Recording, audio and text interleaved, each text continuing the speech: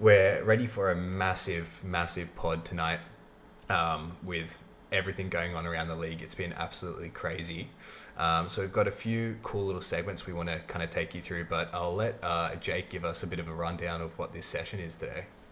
Absolutely, bro. Happy to be back for another episode. Looking forward to it. So obviously we've had an absolutely insane free agency week to start off, the Yeah. NBA off season. There's been so many moves. I don't even know where to start, to be honest. We've tried to sort of talk about it, and I think the best way to go about it is kind of share who we think are the most intriguing teams out of free agency so far. It could be good, it could be bad. We're going to call this segment sweet or sour.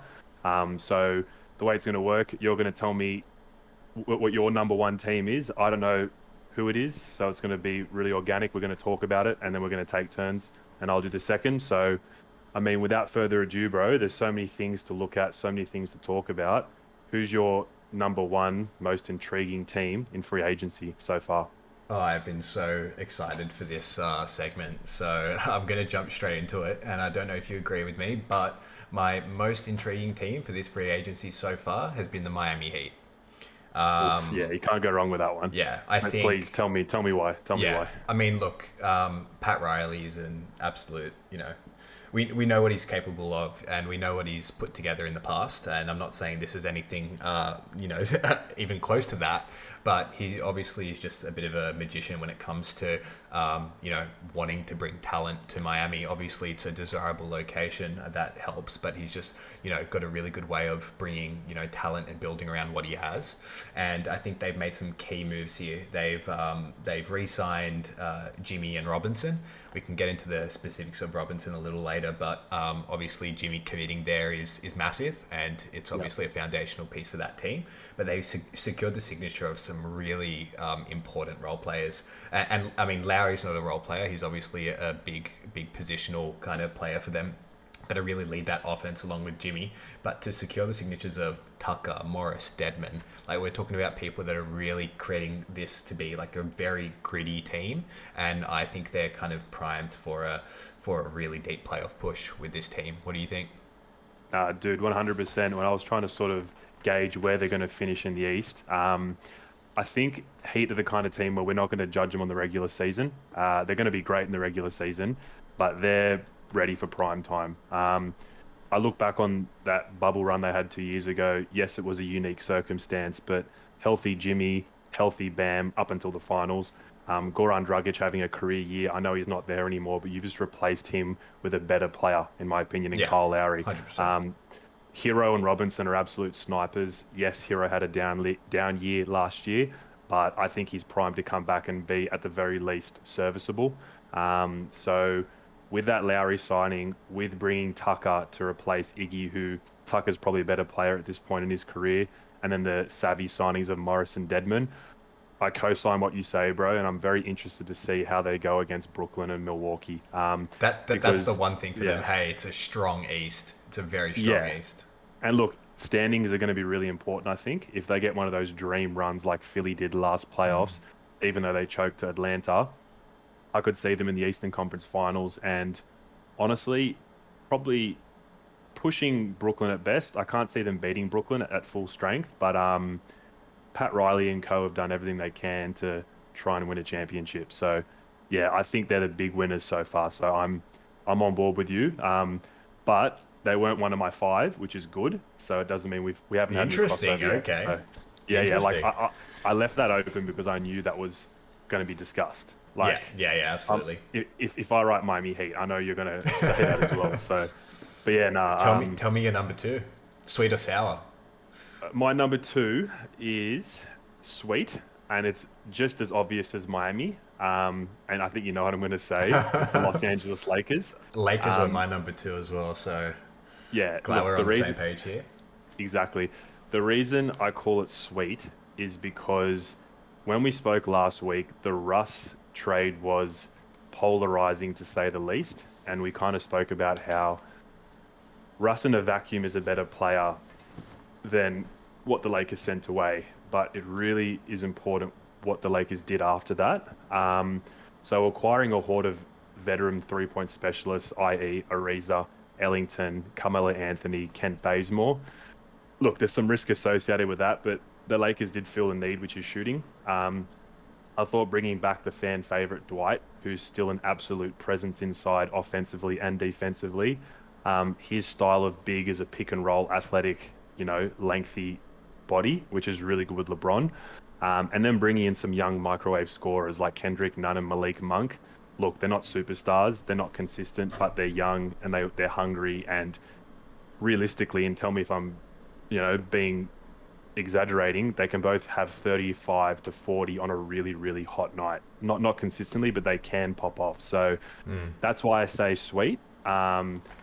Obviously, I'm still very intrigued to see how these pieces with LeBron and AD and the enigma that is Russell Westbrook, how they fit together.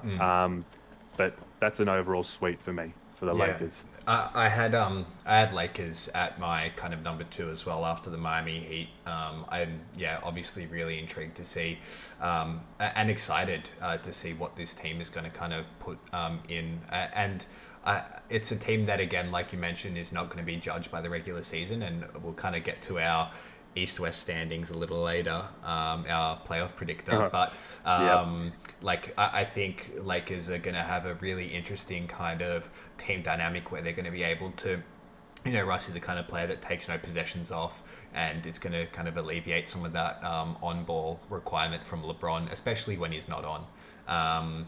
And so, I'm really interested to see how they're going to work. And the one thing that I'm kind of, it's not a really a concern. Like, a lot of people have been talking about, the average age of the team and stuff like that. I'm not too concerned about that. I think they're really, really key role players that are all, very capable players still at this point in their careers, even with their age. But I do think health is a concern for this team. And, one thing goes wrong and it could be pretty messy. So I don't know. Like, I'm confident that this team is, a potentially finals bound team if all things go well, but it could also be very, very different. I don't want to compare them to the last season because it's so different, but I'm just, it's a hard one to predict, but I'm keen to see where it goes. I think one final thought, if LeBron or AD go down at any time with Westbrook, so how can I frame this? If LeBron goes out and Westbrook's injured, it's very bleak for Lakers in terms of who's bringing the ball up, who's controlling the tempo, who's setting the tone. If LeBron or Westbrook are on for a majority of the game with the other guys staying relatively healthy, I think they'll have a decent regular season. I won't say win count because we're going to talk about that later, but yeah, health is a big one.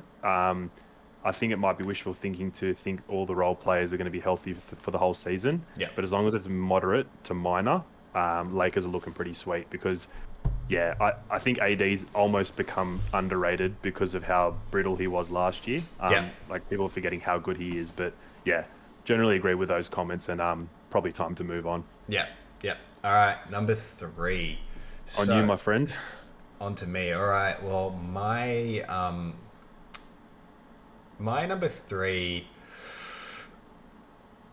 in the kind of spirit of McDonald's, is sweet and sour sauce. Bit of both. A bit of both, and you might be able to guess who this is, and it's the Chicago Bulls.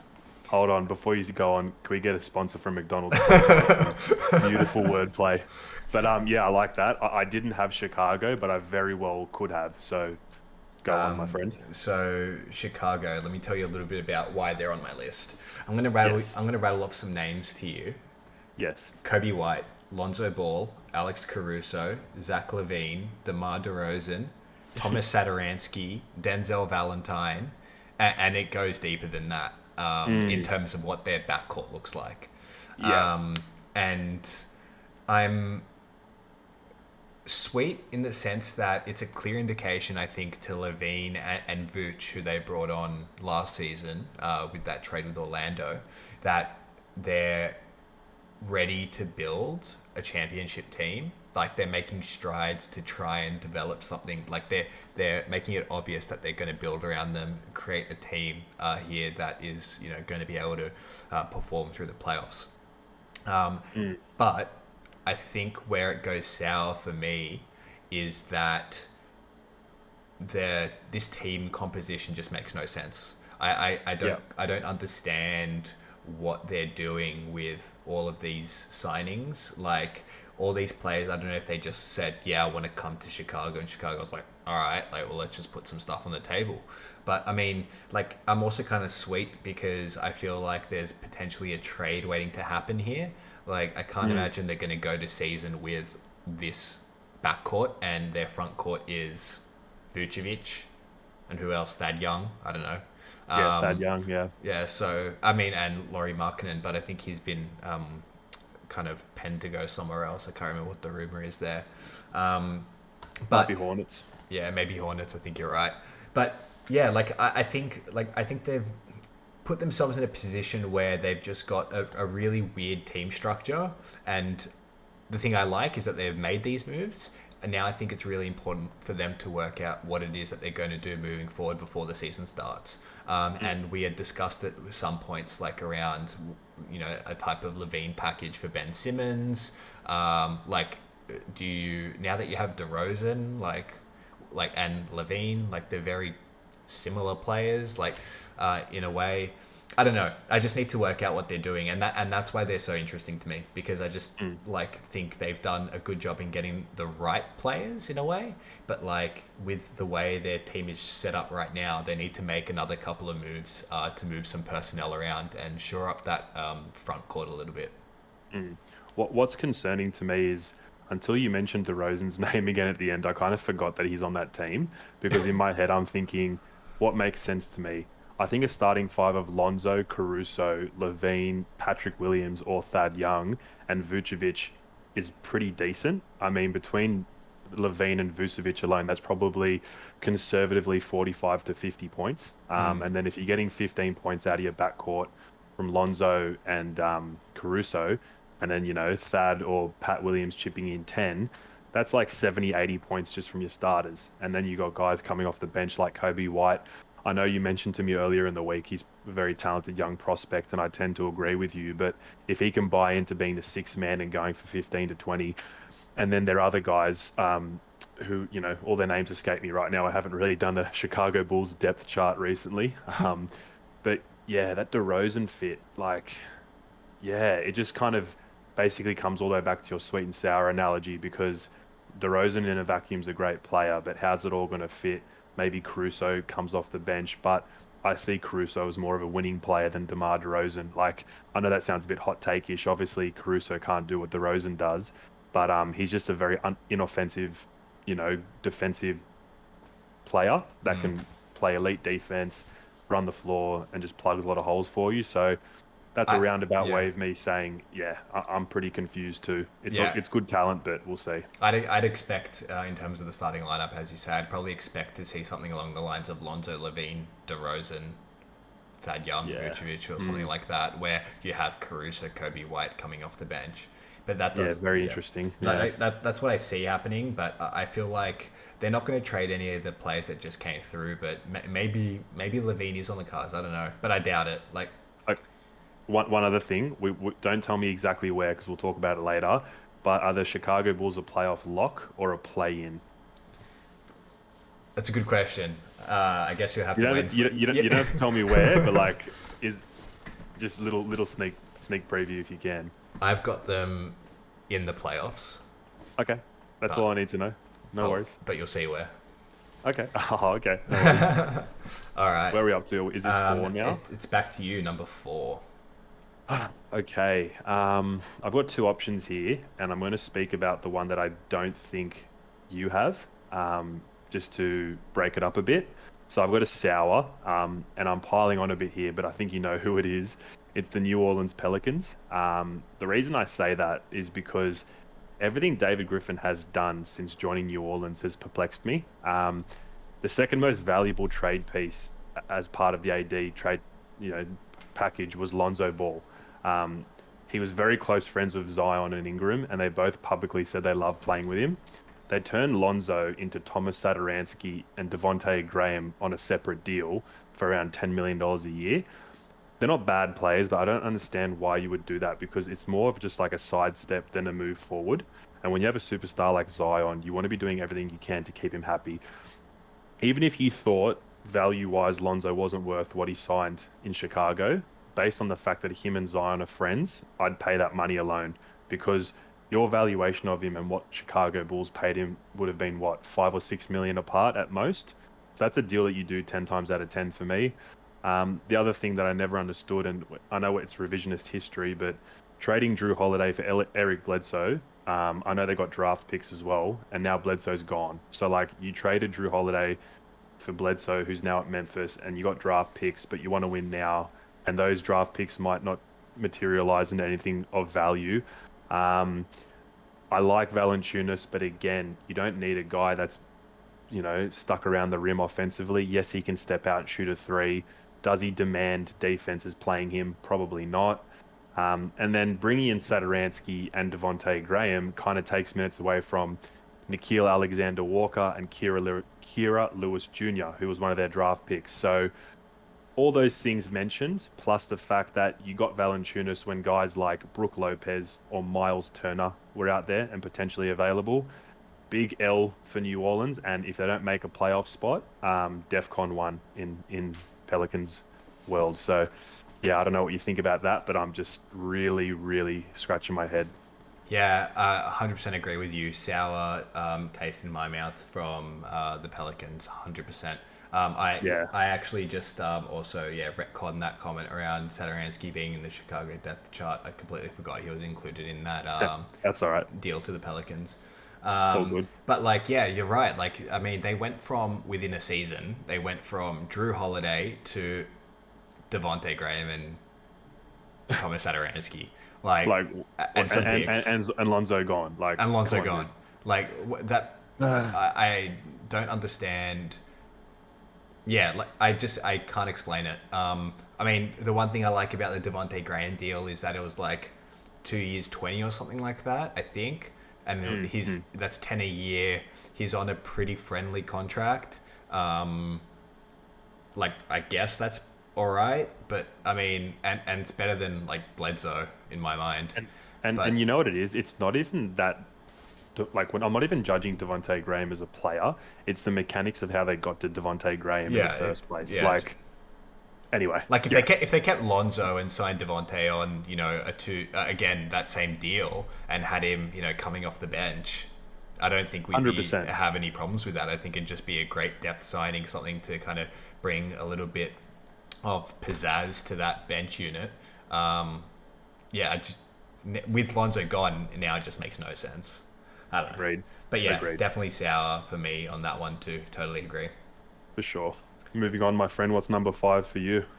Number 5 for me was a sweet, and it was the New York Knicks. I had the exact same thing. I love it. Very nice. Very nice. We're in sync. Go. Yeah, I mean, for me, it's pretty simple. I think lots of names thrown around here, but nothing earth-shattering. Rose is coming back. Randall signed extension for 4 years, I think. Bringing Fournier and Kemba as well.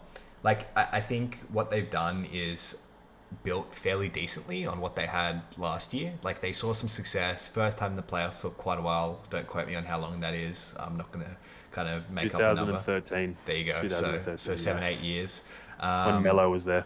Yeah, absolutely. And so, I actually think what did Randall end up getting? Around 29 million, which I think is actually fairly nice, to be honest, in the sense of, look, we can argue whether or not he's a $30 million player, but what they didn't do is lock him into something like 4 years, 35, really maxed him out. So I think that at 29, it's palatable, and I think he's kind of worth in the realm of about $25 million a year. So to kind of just hold on to your core asset from last year, who really did have a breakout season, and see what he can do from there, I think is good. And the ability to potentially trade if things don't work out too well is a possibility with that contract. Some of the signings, we can question it, around Fournier and Kemba and whatnot, but they're maybe Fournier is a little, expensive, but they're fairly friendly in the sense that they had a lot of cap, they had some, roles to fill, and I think it's not going to detract from them being able to build out their, developing their young stars. I think, Fournier is a great, he just came off, it could be a bit of recency bias, but he played really great for France, and obviously is going up for a gold game now, and he's been a core part of that team. And I think it's great for him to be around, other kind of wings that they have on that team that they're looking to obviously be the future of the Knicks. So yeah, I think all in all, they've re-signed some solid veterans and got some pretty friendly deals, and they're just going to build on kind of like that success they had last year, and it's pretty sweet in my mind. They didn't do anything too crazy, and what I really like, just to kind of icing on the cake and to top off my comments, is they've accumulated some really strong trade assets. We're definitely going to see potentially, a move for a superstar next year. It could be anywhere from, who knows? Like, it could be Lillard. It could be, they might, gun for Ben if, his asking price comes down. They've got room to kind of bring someone in, and we've spoken about this before, but Zion is disenfranchised with New Orleans. Like, New York's an attractive place, and they're finally a playoff team, and he's got some teammates around him there. So I don't know. I just think Knicks have got the right players to kind of welcome a star. Yeah, look, I'm with you totally. It's never good to agree too much on a podcast, but I co-sign everything you said. Look, depending on how you look at it, if I really wanted to play devil's advocate, which is hard because I'm pretty impressed with what they've done.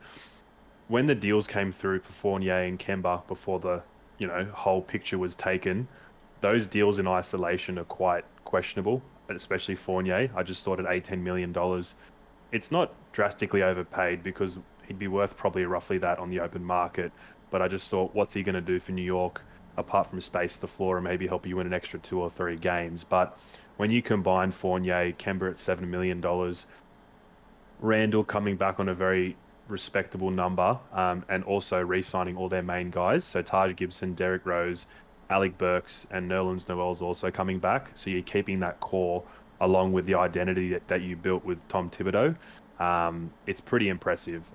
They're positioned to do something massive. This team's obviously not going to win a championship, but like you mentioned, Damian Lillard, add next distressed superstar here. That's who it's Pretty going to much, be. yeah. Bradley Beal. Zion might not extend his rookie deal with the New Orleans and just go bang Madison Square Garden, like you said. So, hate to agree too much. I want a bit of controversy, but yeah, I agree with you. Yeah. Now I have a question. Could I add a 6th man selection to this, even though we're supposed to only do 5? Yeah, look, I was going to say, I think we're running kind of pretty good for time here. So how about we do some honorable mentions? Yes, I've got one that I don't think many people would talk about, so I do have to pat myself on the back. I think this is some good talking points, but very boring, but this is why I like it. I really think Dallas Mavericks are a sweet in this category. The reason I say that is because, let me just read a couple of the things that they've done. They re-signed Tim Hardaway Jr. for 4 years, $73 million. He was lights out in the playoffs. I think he's a really good player alongside Luka. And what makes it better is, apparently New Orleans offered him 4 years, $88 million. That's what Brian Windhorst said from ESPN. So he took a $15 million pay cut to be in Dallas, to stay in Dallas, I should say, and to play with Luka. Other notable signings, they re-signed Boban. Obviously, as a player, he's not going to win you a championship, but he's a good locker room guy. And then some other very savvy signings were signing Reggie Bullock and Sterling Brown. Now, the reason I like this so much is because I think less is more with the Mavericks, because Luka's the kind of guy that takes so much oxygen out of a team in terms of holding the ball, everything running through him. You just need solids around him, guys that can play defense, shoot threes, space the floor, pass the ball, know their role. And look, without giving anything away, I'm very, very, very, very high on Dallas next season. I feel like year 4 Luka is going to be something else. And they've still got Porzingis there, who he can either A, salvage his trade value, I think a bit better than Ben Simmons, because Porzingis has shown, even though it was a couple of years ago, he can be a modern NBA player. And then if he can be a modern NBA player, he might actually stay. But I'm not so convinced he can stay healthy. But yeah, Dallas Mavericks, tick, tick, big sweet for me.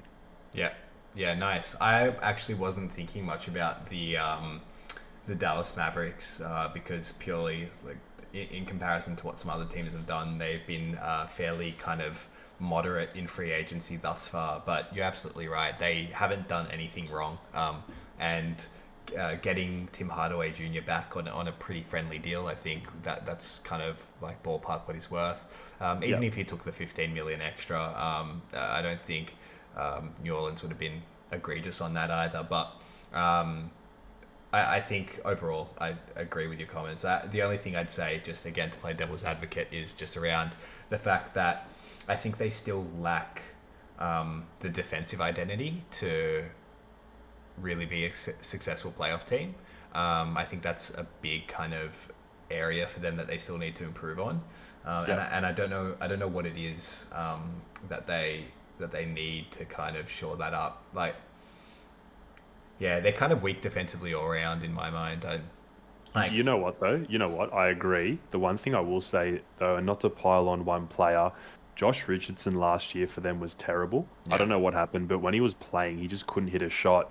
And I think the importance of defense for Dallas will matter less if their offense goes up even more, similar to Brooklyn.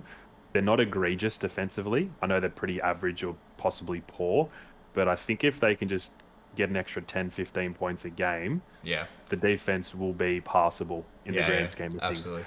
It largely rests on Luka's shoulders, as you say. But... Yeah, 100%. And sorry, one other thing. Now that I'm on a roll, I apologize. Don't forget the name Goran Dragic when it comes to Dallas Mavericks. I have a feeling in my gut, I just have a hunch that I think Dragic will end up at Dallas. So there might be a deal with Toronto and Mavericks. That's my prediction. How did he make his way to Toronto? Was it in a sign and trade? Good question. Off the top of my head, I think he might have signed and trade as part of the Lowry deal. Correct. Yeah, it is. He's going to Toronto in a sign and trade deal, and I know he definitely wasn't signing a contract, so it definitely makes sense that he was kind of handed over for Lowry some compensation. But that would make sense from Toronto. Like, I feel like that's a pretty good gut feel. Maybe we could see Josh Richardson go over to Toronto. Yeah, he actually went to Boston. Believe it or not. Oh yeah, he did. You're right. Yeah. I've completely forgotten about Boston doing anything because that's kind of like all they've done. No, that's all good. I apologize. My ring light just went out, so I'm looking a bit dark again. But You're go good. on. I mean, I think I want to add one more honourable mention to this segment while we're on it, and it's a sour from me. And Go for it. You kind of probably already expecting this one, but Philly. Yuck. Yeah. Get it away from me. Don't even want to talk about it. I just have no idea what Philly are thinking, what's going through their mind. The one thing they've done is bring back Danny Green on a 2-year deal, I think at $10 million a year. Okay. All right. Not bad. Don't forget George Niang, bro. Yeah, George the marquee free agency. Yeah, George Niang, bro. They're bringing in the big guns for Philly this free agency, then Drummond. Like, if you start the season, if obviously their kind of deals that they've been trying to get for Ben don't pan out and things don't go as expected, and they end up with Ben on the roster at the start of the season, if you're going to the season with Ben, Drummond, and Embiid all on the same team, I think you're in for a bad time. Very bad. I don't even have anything else to add to that because it's so disastrous. Like, even if Ben Simmons isn't there, the fact that they got Drummond, I know he's an NBA player, but bro, like, you have Embiid, like, you don't need Drummond, like. Drummond is I don't know. Is it to replace Dwight? Like, they lost Dwight, they bring Drummond, but Drummond isn't like nearly, not even like in the same universe in terms of being a winning player as Dwight Howard is. We just saw Lakers discard Drummond for Dwight, and now Philly's like, let's we'll try pick up this. The scraps. Like Lakers just did that. Lakers won a title with Dwight. I'm not saying Dwight was the reason. He went to Philly, did a great job amid some dramas with Ben and whatnot, and he's back to the 2020 champs. Like, don't get Drummond. Like, he's not a good player, but yeah. Like, even if he gives you a 20 and 30 game, he will have zero impact on the game. That's my assessment of Drummond. Like, he can put up big numbers, it doesn't mean anything. Definitely And agree. and we saw that in his time at the Lakers, he wasn't even putting up big numbers. So, yeah, 100%. kind of like a Hassan Whiteside situation for me here. Luka, heads or tails? Heads. Hey Siri, flip a coin. All right, my choice. We're gonna do our East and West playoff predictions, and I want to start in the Western Conference.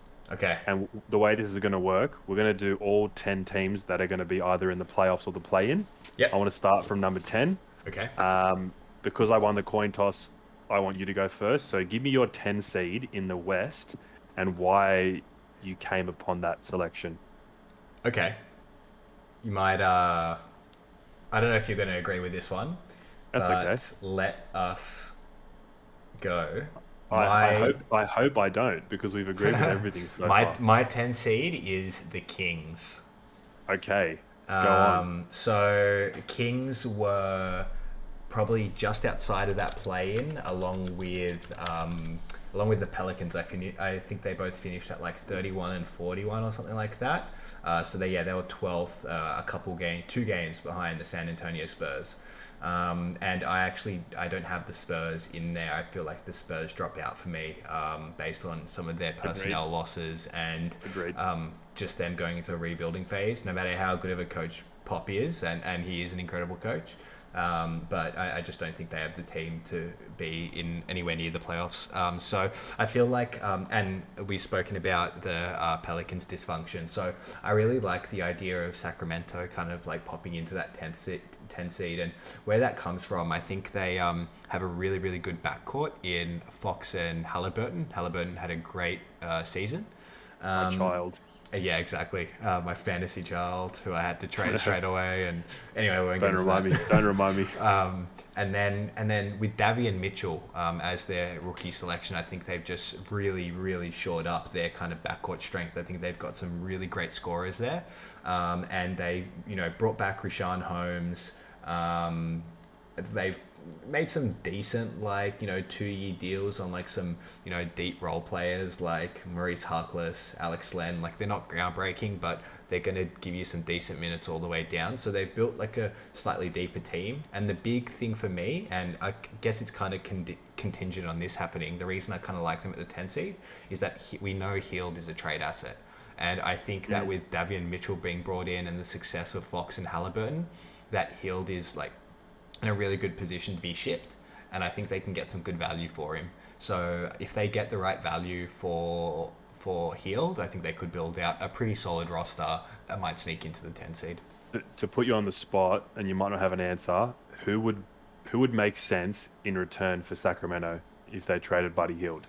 Honestly, like I know it keeps coming back to this player, but I'd like if Philly are willing to come down on Ben. Like Wow, if you could wow. Yep. if you could even bring Ben into that kind of system to be like a four-man and like really shore up that defense. Obviously he's going to need to learn how to play that kind of point forward role where you've got someone like De'Aaron Fox that can really run. But they're a team that is like full of shot creators, and I think he could work really, really well in supporting that. But alternatively, I think if they could just get I don't know who. Off the top of my head, I'm trying to think of who's potentially on the market right now that they could be looking at. But if they could be looking at, maybe, a wing defender and, a deep big man or something like that, just nothing egregious. Like I don't think Hield is the most like amazing prospect on the market, but I feel like they could get a decent one if Philly come down. I think they could get something happening there. Alternatively, just like a couple of role players back for Yeah. Hield.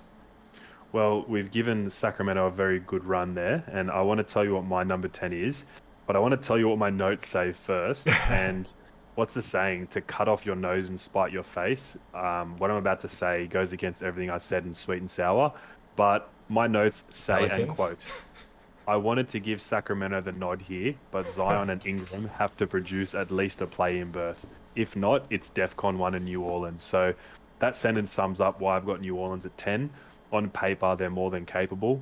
Not much else needs to be said. You have Zion Williamson, who when he wants to play, he's a top 10 player in the NBA. I know defensively he's still got a while to go, but that guy has Shaq-like efficiency while being able to play point guard. So an absolute beast, you know. So Yeah. New Orleans at 10. Let's move on. Who's your Yeah. number 9? My number 9 is Portland. Okay. Dropping pretty far down the chain for me here. I know Yeah. they finished, what was it, sixth last year, and the year before that they had done even better. But I think they're just continually regressing. The only kind of considerable moves they've made, I think they locked in Norman Powell for 5 years after that deal. Obviously, Gary Trent secured a deal with Toronto, so they wanted to kind of hold on to the assets that they got back from that. The formality. Yep. Yeah, and other than that, they brought in Cody Zeller and like Tony Snell. I think I don't know if anything Hold has me happened back. since. Hold me back. Oh my God. Like, What signings? yeah, Wow. yeah, wow, like fucking earth shattering. But like in saying that, they still have Dame, they still have CJ. They like they've got the kind of superstar power there to kind of ride them into the playoffs, but I actually have got them at a play in as opposed to a straight lock for the playoffs. I think they're going to continue to regress with how many improvements some of the other teams that have got higher above have made. 100%. And look, that selection makes me think that we're pretty close in our thinking. I've actually got Memphis here by a whisker. In my notes, I just basically said Ja Morant's legit, and you won't find a better run organization in the NBA right now. Obviously, there are teams that are as well run, but I really like what the GM, his name escapes me right now, but what he's done through the draft and Yeah. some of the people he's been able to identify, guys like Xavier Tillman, Desmond Bain. Obviously, Ja Morant's not a hard one to predict, but you know, the Jones brother, Zach what's his Kleiman name? Yeah. Oh, Zach Kleiman, that's is his name. GM. Yeah. Um, what's his name? Something Jones, the point guard. His first name escapes me, but anyway, that small dude that Tyus? runs Tyus Jones. That's it. And I can run down the list, but they've got a really good team. And I think that they're still probably a year or two away from being a true contender or a true playoff lock. But yeah, Memphis at 9. I don't know if you had any takes about Memphis, but that's a pretty much, yeah. Yeah, I like what Memphis is doing. Like as you say, they're very well run. I think they easily won that Valanciunas deal. I think they got back, some great assets for that. I actually didn't even have them in my top 10. Interesting. They were close to bouncing out last year. Yep. Well, and the reason I don't have them there at all is because I feel like the Kings, I don't know, made some decent improvements to their squad, and Grizzlies have more or less remained the same, and I think other teams have just improved. So I feel like they could just have this season where they bounce out a little bit, and they weren't far into it. They could have easily kind of not made it. I think they were the 9 seed. Yes. Like Lakers 7, Warriors 8. No, sorry, what am I saying? I can't remember now. because Grizzlies, I'm blanking. no, Grizzlies were the 8 seed because they played the Warriors for the play-in spot. No, because Lakers and Warriors had the first play. Remember? Lakers and Warriors had the first one, and then Lakers went immediately through to the first round, and then Warriors had to versus play Memphis. Yeah, and Who Memphis. who beat San Antonio? So Memphis was 10 or 9. Yeah, Yeah, that makes sense. yeah. I think so. Yeah. So, But it's interesting though because the way you're discussing your selections, you think Sacramento's better than Memphis, and on paper, I would actually agree with you. But it's fascinating how much organizational quality comes into it. yeah, totally agree. If Memphis were running the roster that Sacramento has, I could even see them as a 5 to 6 seed. But Yeah, Sacramento is so poorly run that their talent is hindered by their coaching, their front office management, their ownership. So it's a fascinating thing. I really look deeply into an organization, and that's why I like Memphis, even though they're probably a bit less talented. yeah, nice. Yeah, I can pay that. All right, You are up, my friend, number 8. Who moving have you to got at 8. number 8? I have a team that maybe you expect to do better, but Oh, don't say the Lakers. no, I don't. Okay. Okay. It's the Mavericks. Wow. Okay. before you go on, this is going to be the biggest gap between you and me. But go on, please. I just have the Mavericks. Look, Wow. I think Luca. I know they're pretty far down the list, but I really like the quality of some of the teams that I have above. Play in Mavs. Okay. Yeah, the reason why I've got the Mavs in the play-in is like one particular reason is that I just see some of the other teams that I'm going to mention have improved more significantly than what the Mavericks were able to achieve. Like based on what Mavericks had with their roster and what they've done to their roster, I feel like they're kind of going to be in a similar position. Like I think they finished somewhere around the 40 and something to 30 mark or something like that. And I can't see them with the team that they have to win significantly more games than that. And I don't think low 40s is going to cut it next season. I think some teams have made some big strides.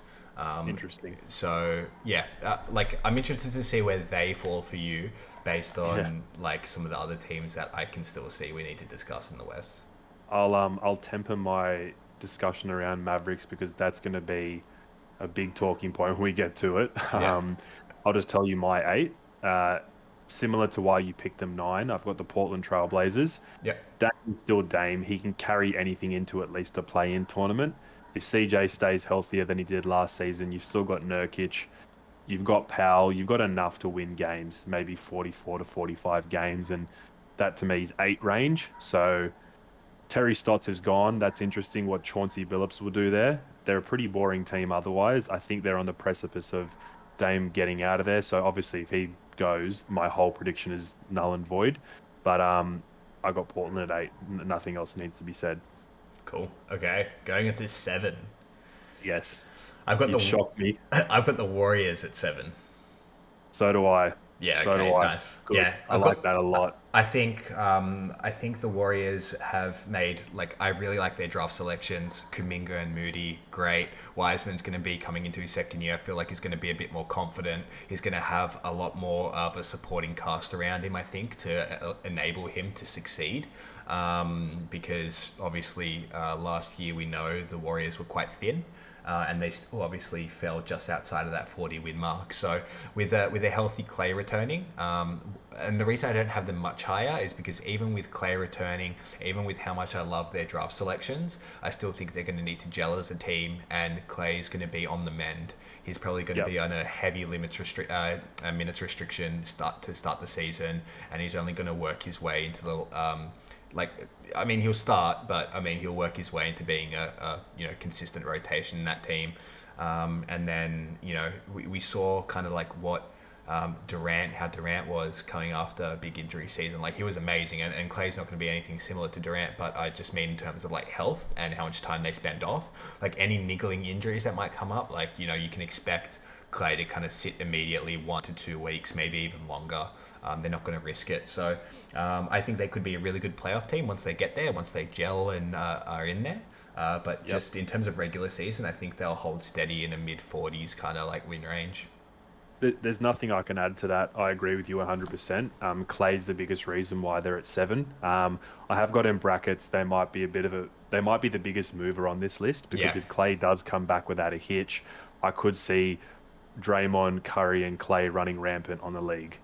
Going 60 wins. But again, that's probably best case scenario, and I doubt that's going to happen. So unfortunately, I have to see it before I believe it. And my Warriors pick will be fluid if they perform. But yeah, that's where I've got them. So.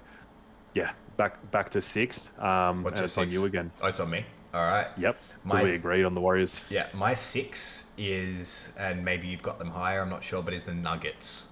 Okay. Yep. That's another big disparity we have, but I understand it. Go ahead. The reason I have the Nuggets at 6, I just think.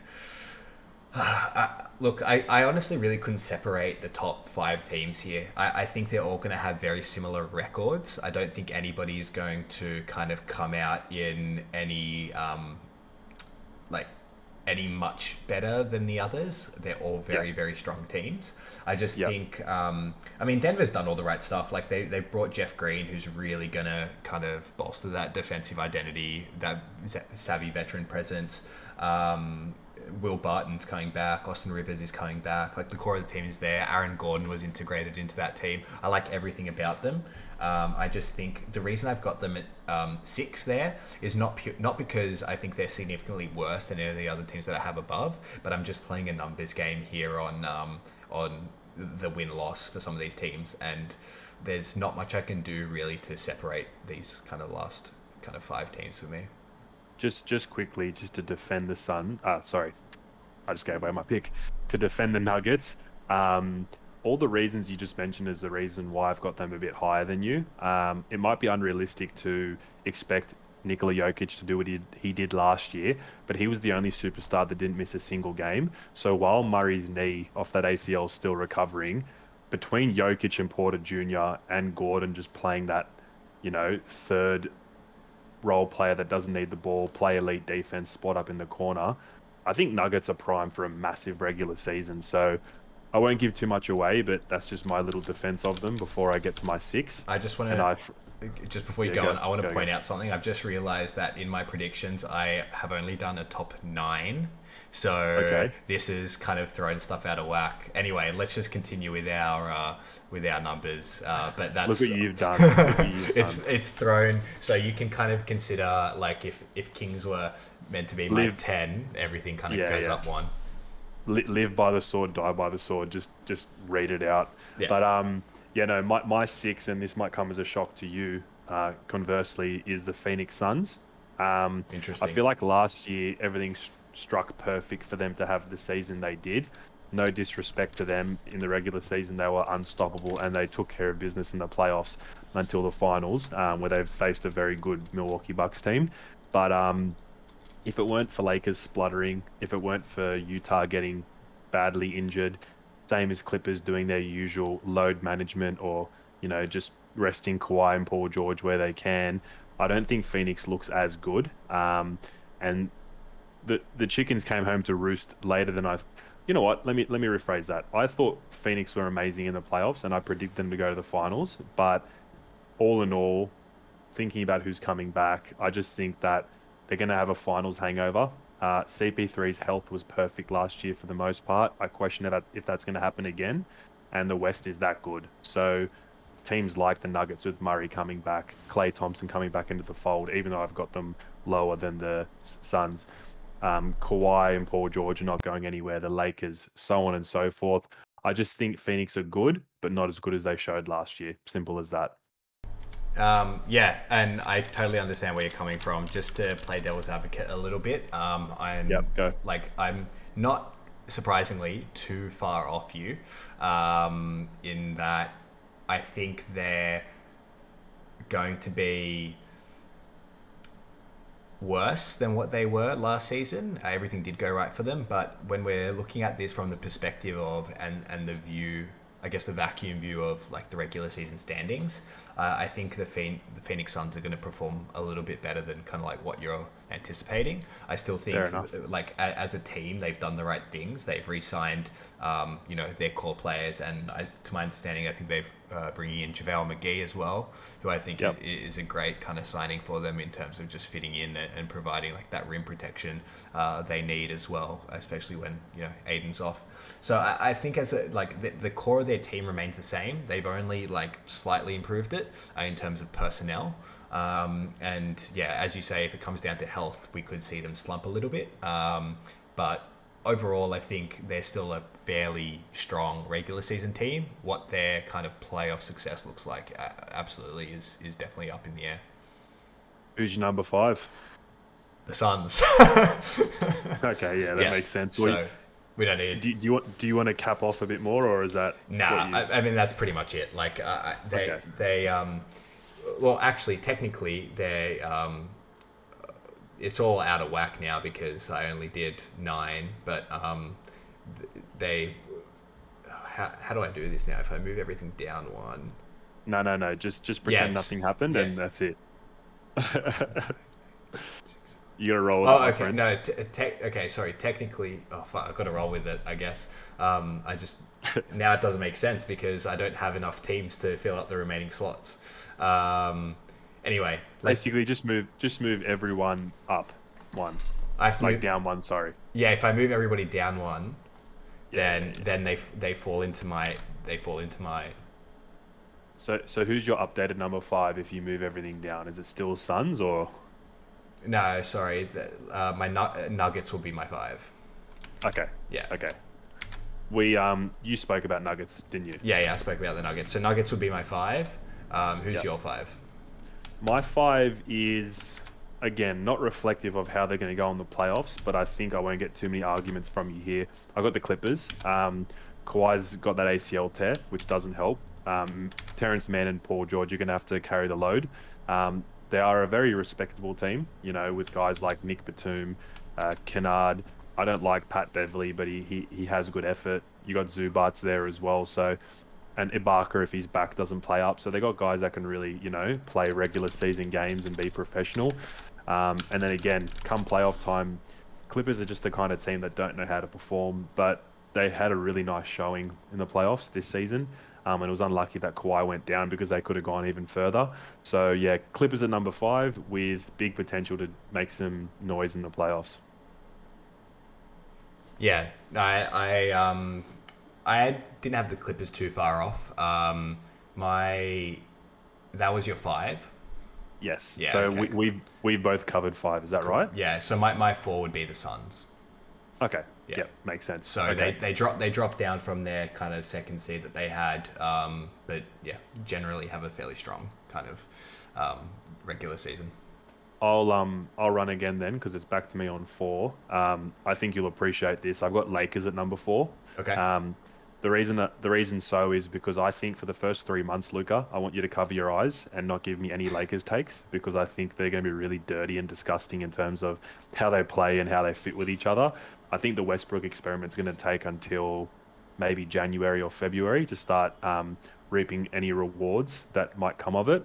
But you know what? LeBron is still 1A with KD in the NBA in terms of who the best players in the league are. Um, and I mentioned it earlier in the pod, people are forgetting how good AD is. So if LeBron and AD can just stay healthy and do their thing, LeBron has a history of making it work with anyone. Minus that 2018 Cavs team with Derrick Rose and Dwayne Wade, that was a mess. But I digress. Lakers at 4 because they're going to be tinkering, but I see them making some serious waves in the playoffs. Yeah. Yeah, nice. I was kind of up in the air with where I had the Lakers. I originally had Lakers at 4, but yeah, and I think I touched on this earlier, but I think some of these top 4 or 5 records are going to be so similar that it's just going to come down to kind of like a game or two between a lot of them. Maybe a slight separation between 1 and 2, but we'll see. 100%. So moving on to 3. Um, yeah, my 4 was Suns, your 4 was Lakers. My 3 is Yep. the Clippers. Okay. Yep. The reason I have the Clippers higher, I think, than kind of like what your kind of prediction is because I think that Kawhi tear was just it wasn't like a full blown ACL tear. I think Kawhi should be relatively healthy come the season, and obviously they will manage him, but they do have a fairly kind of strong team, and I think Reggie Who are you thinking Jackson. of? Reggie Oh, Jackson. yeah, Reggie Jackson. Yep, yep. He had a I forgot about him. yeah, Shit. he had a great playoffs, and I think he's a really, really kind of integral part of this team now moving forward. And I don't know, like I liked what I saw from them in the playoffs, and that was without Kawhi. Yeah. So Yeah. once he's back, I think they're a fairly strong team. And Yeah. I think you agree. Like you weren't saying that they're not strong. Like obviously there are some health concerns, and the team is obviously not going to be able to function at full strength without Kawhi. But I think he should be back sooner rather than later. Yeah, I'd agree with that. The only comment that I'll make is I got to see it again from Reggie Jackson because he's been missing for years, and Yeah. one playoff run doesn't seal it for me. But very very well reasoned, and I can understand how you came to that conclusion. Number 3 for me, again, these are all flip flop teams because they're all very close. Was the Utah Jazz. I don't want to spend too much time on them because they basically the same team as last year. They did sign Eric Pascal and one other guy that I'm forgetting, but nothing of consequence.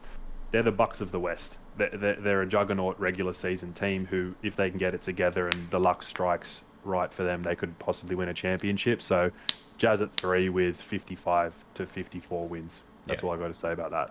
Yeah, yeah, fair enough. And yeah, the players who you're thinking of are Rudy Gay, Hassan Whiteside, Yeah, again, which I actually, inconsequential. yeah, yeah, inconsequential. I actually like the Rudy Gay signing. Yeah, that's fair I mean, enough. it's not amazing, but it's not bad for what they're kind of just building on. Like they've got, I guess, they were never going to go out and get a superstar. They're not that kind of market. So they just kind of added depth to what they have, and they're going to have to just build with Mitchell and Gobert. But Definitely. I think they'll be strong. My number two was the Lakers. Okay. And yeah, we touched on it. We like splitting hairs here, really, like in terms of games. I think the Lakers could very well, and like I said, I had them at 4. I've got them at 2 now because I just think that even with the Westbrook experiment, I think they will be able to win games purely with that personnel that they do have. Yeah. And like it could be something like, the experiment goes wrong the first couple of months and then they, win 15 games in a row. Like that's the kind of Yeah. like way I see the Lakers kind of working. Yeah. And I think that's largely going to also mean that people are going to be well played in terms of the rotation. Nobody's going to be like LeBron's not going to be exhausted like he was last season in terms of minutes played. Like I remember, like his numbers were crazy leading up to that injury. Like they were 100%. running him into the ground, and with Westbrook, a player that takes no possessions off, I think LeBron's just going to be able to get that time to really play strong for 30 minutes and not need to shoulder the load at 36, 37, 38.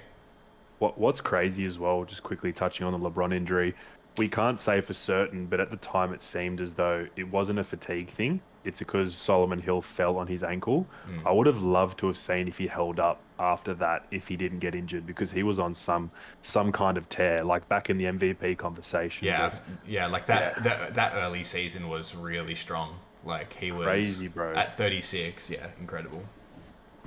Who's your My two? number two, you had them at 5. I've got the Nuggets. So I don't think I'll get too much blowback from you because I think you know how good they can be. And 5-1 is probably very flip-flop again, as I say. I've touched on it. Jokic is the MVP. I think he's a fantastic player, probably the best passing big of all time. If you don't count Magic Johnson as a big, but I mean, even if you do, some of his vision is unbelievable.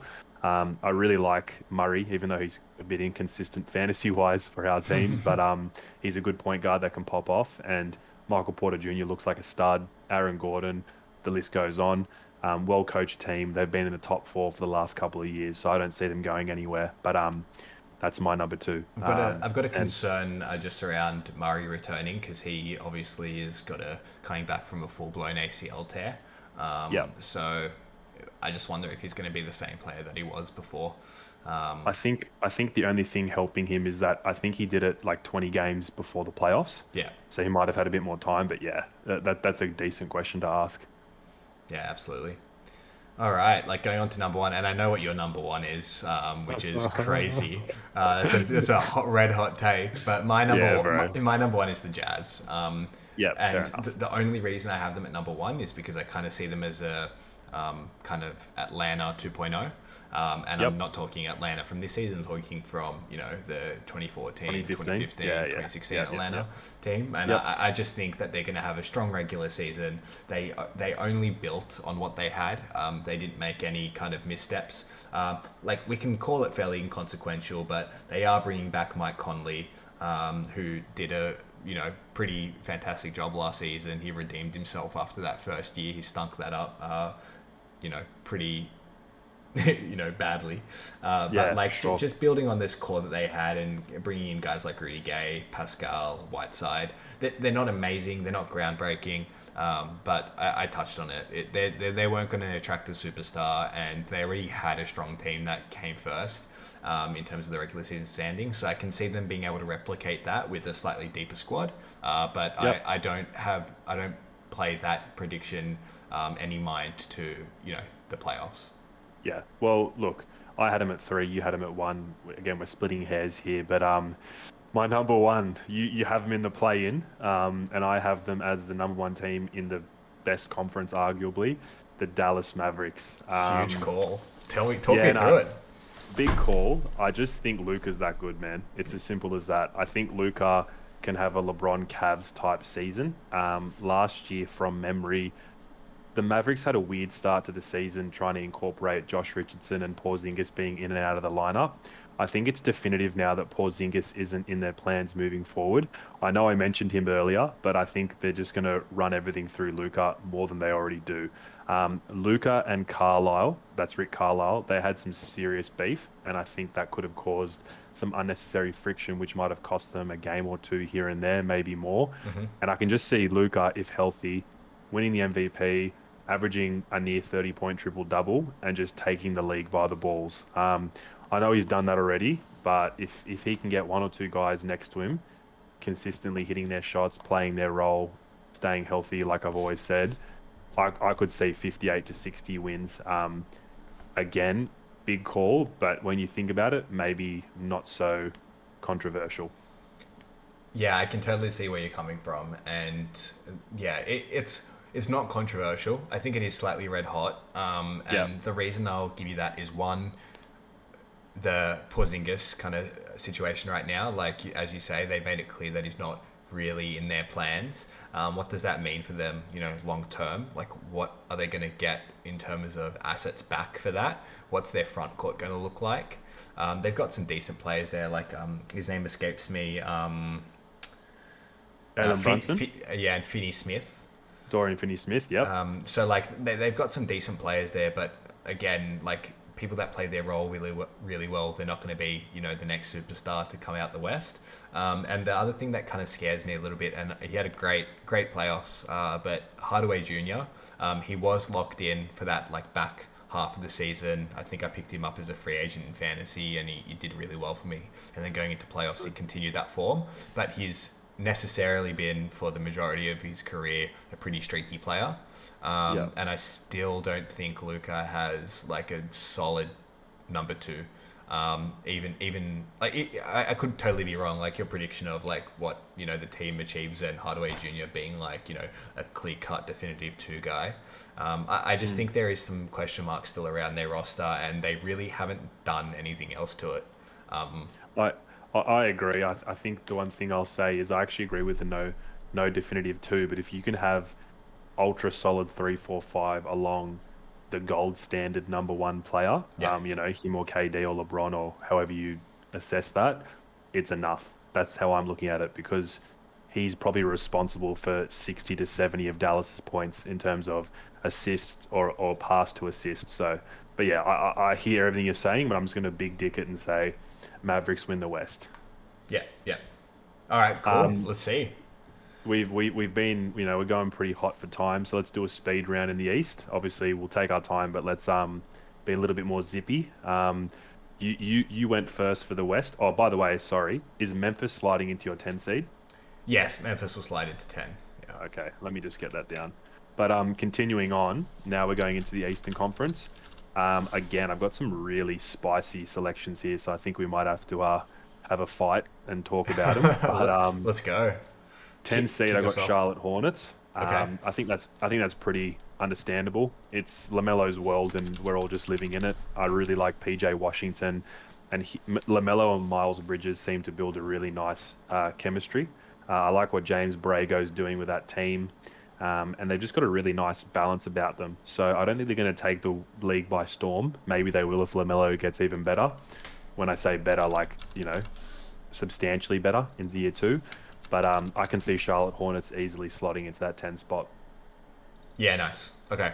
Yeah, and I mean, I'm gonna just play off the back of you here, just a bit of a sounding board. I also had the Hornets. Perfect. Yeah, Perfect. I was tossing up between the Wizards and the Hornets. Yep, I me think too, actually. the Wizards did a good job of just to kind of give a bit of love to the Wizards.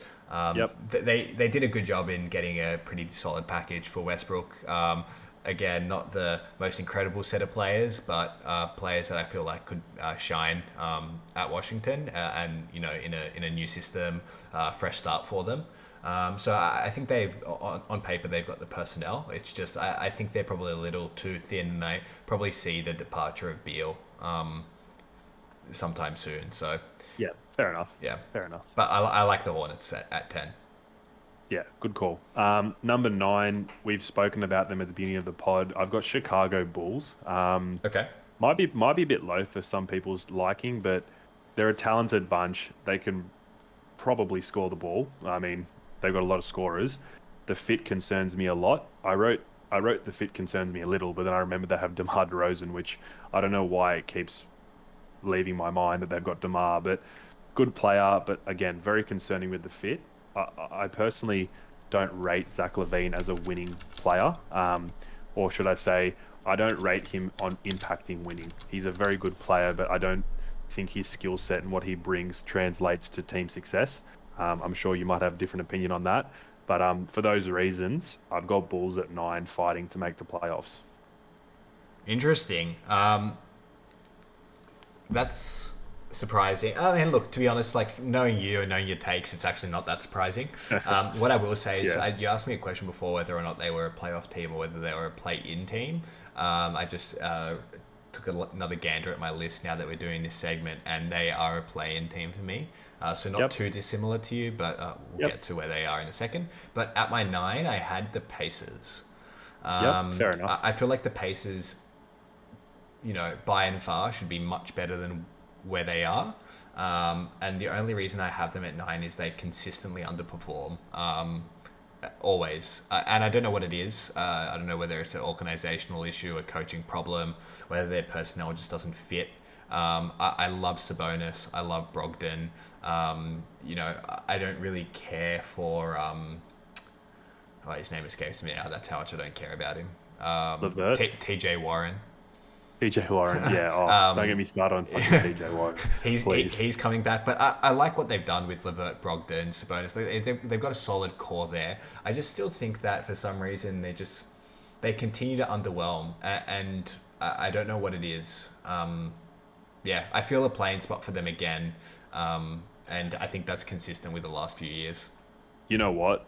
I did think about them, but you talking about them made me realize how much I fucked up. I was so low on them and had so much recency bias. I didn't even include them in my 10 on purpose. I didn't forget, but I just remembered that they have TJ Warren and Karis LeVert. But I think I was just so disgusted by them last year. I just thought they were absolute dog. That's second half of the season. Yeah, like I mean, I don't know. Yeah, they were terrible. Look, I'll add a disclaimer by saying they're not in my 10, but if they are, I wouldn't be surprised. And I'll continue by saying they fired that Nate Bjorkgren, their first year coach, and they brought in Rick Carlisle, who I really, really, really respect and rate. So he'll probably get them to like potential top 4, and I'm going to look like an idiot. But I'll get back to the program. And yeah, Indiana's a very respectable choice there. I could see them moving up even higher. For my 8, bro, I'm scared to say this, but Give it to me.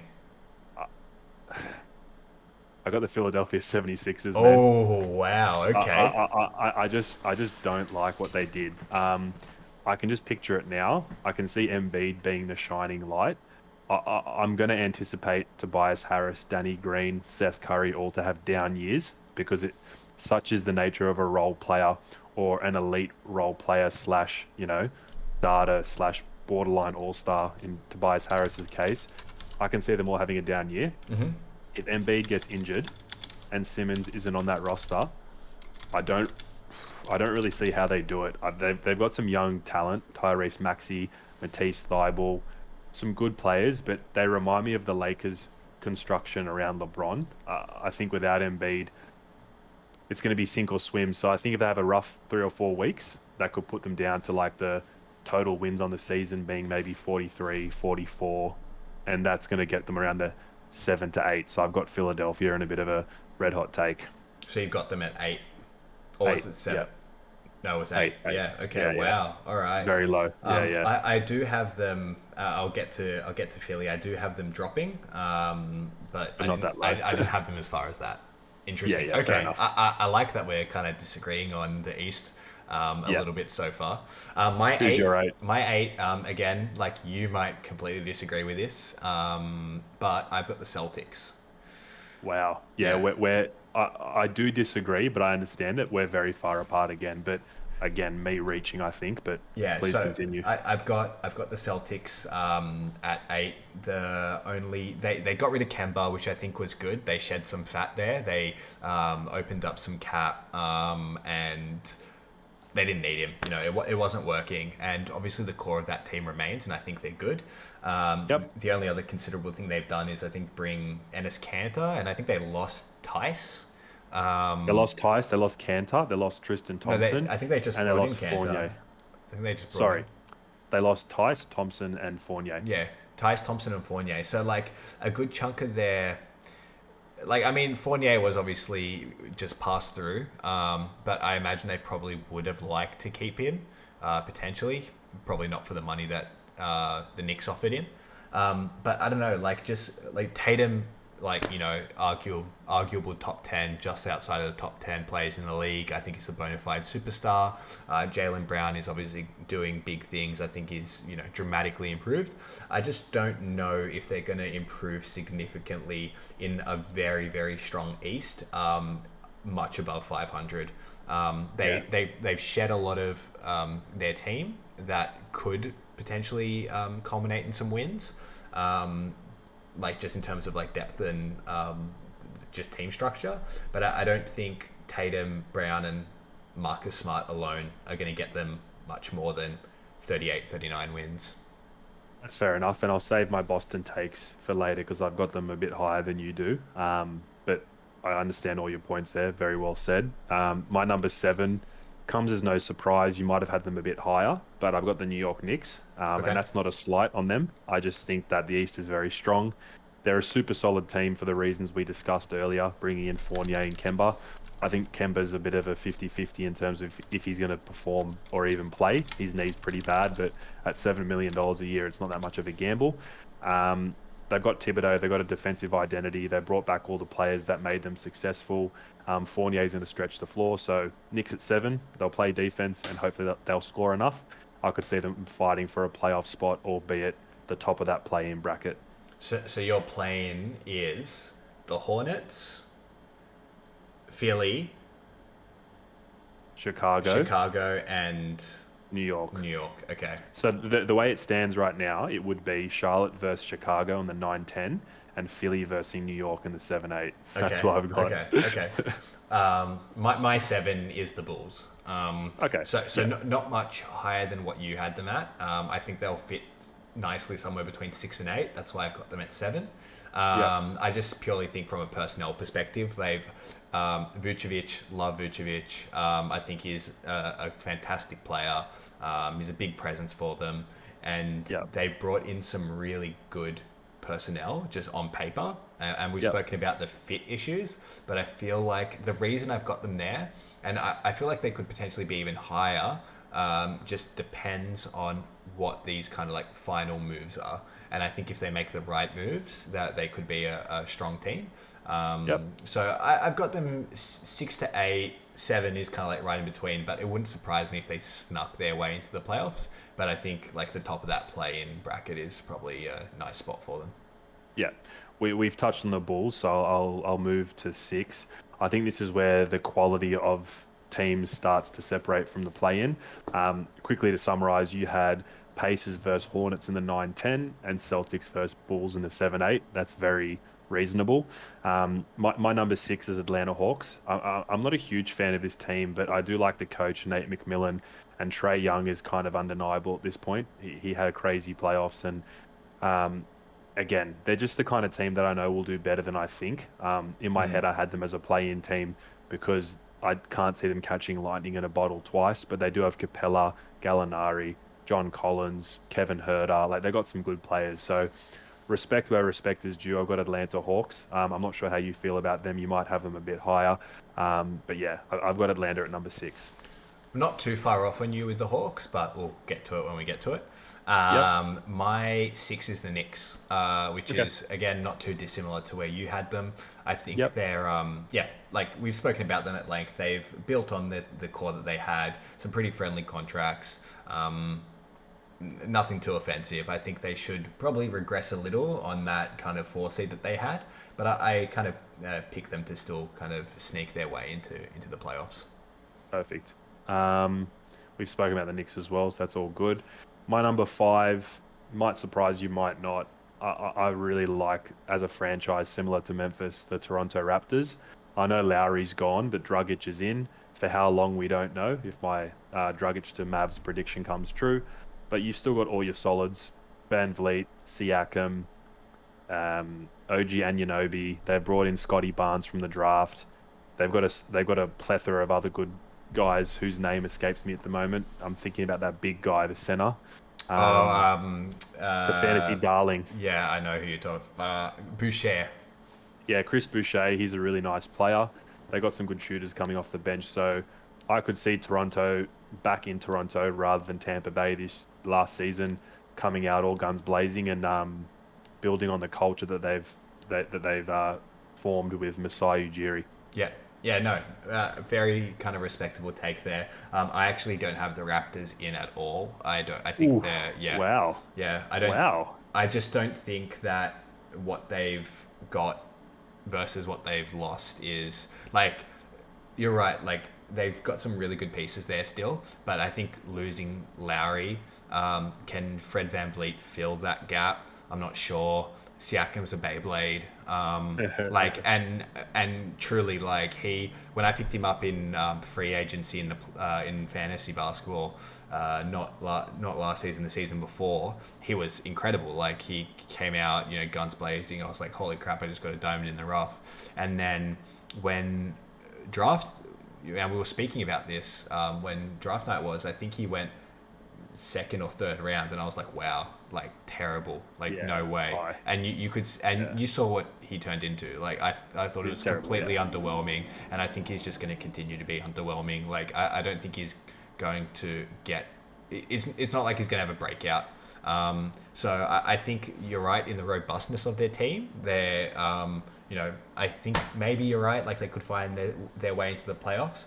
But I just don't like what they've done in terms of trying to build on the squad they had versus some of the other teams in this top five. one one quick thought on Siakam before you tell me your 5. The reason I have a bit of faith in him is because he has shown us that he can play as a modern star in this league. So if I compare him to a guy like Simmons, who is amazing in other things, but offensively, specifically, Siakam from memory can hit a mid-range jump shot and isn't afraid to do that. Yeah, I think he just became a little bit one-dimensional in his moves. Obviously the spin move has been well documented and his confidence is really shot, but it wouldn't surprise me if he had another all-star season. yeah, So I'm still going to just bank on him until he just becomes absolutely horrible or comes back to what it's he a fair was. take. It's a fair Yeah. take. Um, Yeah. and yeah, my 5 is Philly. Yep. Fair enough. Yeah, they have the personnel to continue to perform. Like they're going to go from what they had just shy of 50 wins last season. I think that's going to with the way the roster's built, some regression to the mean for some of those players. With Ben Simmons potentially on the out, depending on what they can pull off. Like I feel like they still have, like broadly speaking, the personnel to be not bad. Yeah. So I anticipate them dropping from like a sub 50 team to probably just over 40, which would probably be The good enough in the East to get them around the 5. the much more conventional take, and it's probably going to be more correct than mine, but we'll just have to wait and see. Who's your 4? Um, yeah, you're going to hate me for this one, but I'm going to go Boston. The reason I say that is because if you look back on last year, Jaylen Brown was injured. Tatum got COVID. Marcus Smart banged his ankle or whatever. I know you had him in fantasy, so you can tell me better than I can. And the combination of those 3 guys being out for so long and Tristan Thompson and Fournier not working, I think it really led to some disastrous periods in the season for Boston. Their depth is going to be challenged, but I just think about it in my head who they've got. And if you tell me to trust Tatum, Brown, Marcus Smart, Robert Williams the third, I think there's another Rob Williams as well, the other big. Um, Peyton Pritchard, he's not going to kill people, but he's decent as a backup point guard. He's serviceable. Um, they brought in Josh Richardson. I just think that Celtics big three of Smart, Tatum, and Brown, for a lack of a better term, is good enough to be a pretty hot team in the regular season anyway. So maybe I'm projecting a bit of Tatum getting better, Brown getting better, Smart being smart, and a full picture of health. I could see them winning around 50 games and then maybe bowing out early in the playoffs. But that was my thinking. I wanted to go a bit bold with some of these picks without losing my head completely.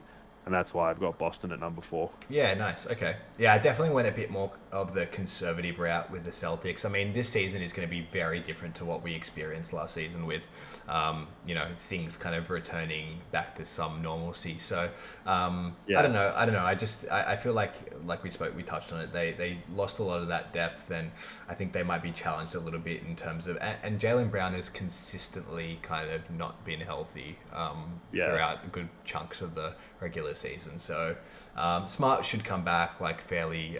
He should be fine, but and Tatum will be. But I just don't know if it's enough to win 50 games. And bear in mind, Brad Stevens is no longer coaching as well, which is I think a big piece to the puzzle over the last few years at the Celtics. My 4 was the Hawks. Which again, like we've spoken about this at length, I don't love the Hawks, but and I don't really love Trey, but respect where respect is due. I think they're a strong team. They're deep. They've got a lot of really great role players, and I think Trey just securing the bag, he's going to turn it up. Collins secured the bag, he's going to turn it up. I think they've just got a solid team, young foundation, and they're just going to build on that and probably have a better season than last. Probably in the mid 40s, I think, to sub 50 wins there. But yeah, like I as much as I don't love Trey, like the only thing I'll say is with the kind of proposed rule changes, Trey gets a lot of love from the refs in terms of like the little kind of ticky-tack fouls that he grabs by like baiting defenders. If the NBA cracks down on that a little bit more, like they're planning to, I think it's going to result in probably maybe a bit of a drop off for Trey in terms of his numbers, but we'll see. Yeah, that's very fair. Moving on to 3, 2, 1, I think we've got the same order or very close. Oh, let's see. I'm going to rattle it off quickly because there's not much talking points here, but Miami 3, Bucks 2, Nets 1. Is that what you're thinking? That's what I got. Yeah, so the reason I wanted to rattle that off, not because we're short of time, we can talk all night, but I just don't think there's much talking points there. We covered on Miami and how good they're going to be. Did you have any takes quickly on Miami before we moved on to number 2? I just wanted to get some little... Nah, yeah, I mean... Miami's a pretty close case for me. Yeah, I mean, we can... The Duncan Robinson number in terms of salary, we could probably talk about it on another podcast and do some player comps. Milwaukee, I guess the only thing for me is they've been pretty quiet this offseason. I know they've signed a couple of people. They brought George Hill back. They signed Semi Ojeleye, who's inconsequential. And I think they got another guy back, but they re-signed Bobby Portis, which I don't care about really. Exactly. They all they've done is they've lost PJ Tucker and which was a very important part of their defensive identity. Not that it's gone now or anything like that, but I think he was a really important contributor for them in the playoffs. I just, as you say, they've been pretty light on the free agency, so I kind of expect them to be at the top of that. Those Eastern tables, and then in the playoffs, I feel like we'll get into that another time, but I feel like they're not going to be what they were last season in the playoffs. Definitely, and the only other thing to mention with Brooklyn, because it's Brooklyn and how good they are and who the player going there is, but Patty Mills, that's a great signing for Brooklyn. The reason I'm not trying to diminish it, but the reason that I don't think we should talk about it too much is because Brooklyn are already so good, but I mean, respect where respect is due. That's another sniper that you're adding to that team. A great veteran, won a championship in the Spurs system, a national pride for Australia. Did you have any unique or separate takes for me in terms of Patty Mills on the Brooklyn Nets? No, completely agree on Paddy Mills. Is the Australian national treasure. We love him. I think what I really like about Paddy Mills is that they obviously had the departure of Dinwiddie, and I Yep. honestly think Paddy Mills is an upgrade on Dinwiddie. Even though Dinwiddie's younger, I think he's a great player. I just think what Paddy Mills brings in terms of being a savvy vet, and I think he can comfortably take ownership of the second unit and run that Yep. incredibly well. And Yep. he's well drilled. He's just a good guy, and also him he's going to be a machine and zippy off the ball when the stars are on. So I love that. The only Yep. other things to note is Brooklyn Nets re-signed Griffin and Brown, which I thought was great. They needed to get those key re-signings. They did lose Jeff Green, but they brought in James Johnson as a replacement, which I think is Yep. fairly respectable. It makes up for that loss a little bit. And one last thing that I want to see is the possibility of one extra addition. It could be a wing defender like Iggy if he decides. I know Brooklyn is on his list. I'd likely see that going to the Warriors, but in any case, if he wants to team back up with Durant, I think that's an interesting prospect for them. And I'd like to see them maybe somehow sneak Miles Turner into that lineup. If they can make, Ooh. if they could make, Wow. if they could make one more like cheeky move like that somehow, I think that could be really interesting. I don't know what he's going to command. He's not an unrestricted free agent, is he? He needs to be traded by the Pacers, right? I think Pacers have his bird rights, which Bird rights. means he's It'd be either a sign and trade. actually. I take that back. I think he signed something of the nature of like 4 years, 78 million a couple of years ago. Yeah, So I right. think he's under team control. Just quickly, because you've just piqued my interest there, the deal would probably be something like Joe Harris for Miles Turner, and like the peripherals of that, depending on their numbers and who has more value in the open market. But that would probably be the I feel mechanics of like how you could get Turner I to, feel to like they Brooklyn. could. I feel like they could get Turner to Brooklyn with like Joe Harris could be one, but I think what they could do is package Joe Harris up with someone like I don't know, a depth role player signing like a TLC, and then maybe you could throw in one of the picks that you got from Washington, I think, in that Mm. Dinwiddie sign and trade. They got like a second and a pick swap or something like that. So they got some value back in Dinwiddie, so they could ship that back to the Pacers with Harris and someone inconsequential, and Yeah, I feel like it, that could it, come out to fair value. it's interesting because I don't know who's worth more on the open market, because I know Harris is one of those sharpshooters, but Miles Turner's no slouch. So I'd be really interested to see if that happened, who would need to send more. Probably Brooklyn, but I don't know. It's interesting. Yeah, it's an interesting one, and I just feel like Harris helps, but seeing him disappear in the playoffs a little bit is kind of like they can probably make up for the deficiency there with wing shooters just between themselves and the fact that they added Patty Mills. When I say between themselves, I mean the three superstars, of course, Yeah. and just that rim protection I think would be massive for them. Yeah. Yeah, but I mean So they've got Claxton, so we'll see. Like, quick little summary to get off the Nets tangent.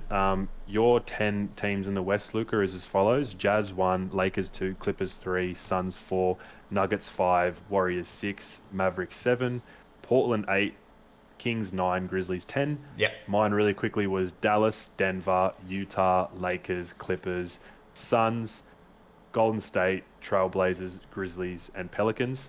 In the East, Luca, you liked, well, we both liked Brooklyn, Milwaukee, Miami in the 1, 2, 3.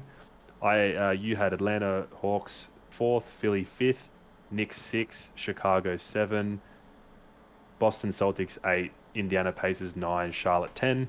I had the same, obviously, in terms of Brooklyn, Miami,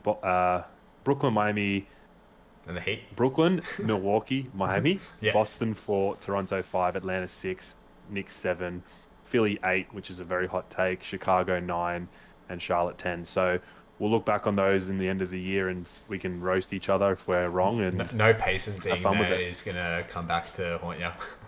100%. And you know what? I've got the footage and the audio to say that I made a mistake, but we'll have to wait and see. Live Yeah, by the sword. exactly, 100%. And All right, bro. yeah, I think that was a slightly longer pod, but I think a really good one. We got a lot of touched on a lot of the points there that came out of free agency, because as the title suggests, it really was NBA free agency bonanza. Yes. And we're obviously going to monitor the situation there. We're going to get more active on Instagram, on TikTok. We'll give you snippet reactions to things that are coming up. We're going to be on top of everything as much as possible. And we're looking forward to catching you all next week for the next installment of the fourth quarter. All right, bro. Fun doing this with you, and I'll catch you next time. See you next time, bro. Thanks, everybody. Peace. Thanks, guys. Take care.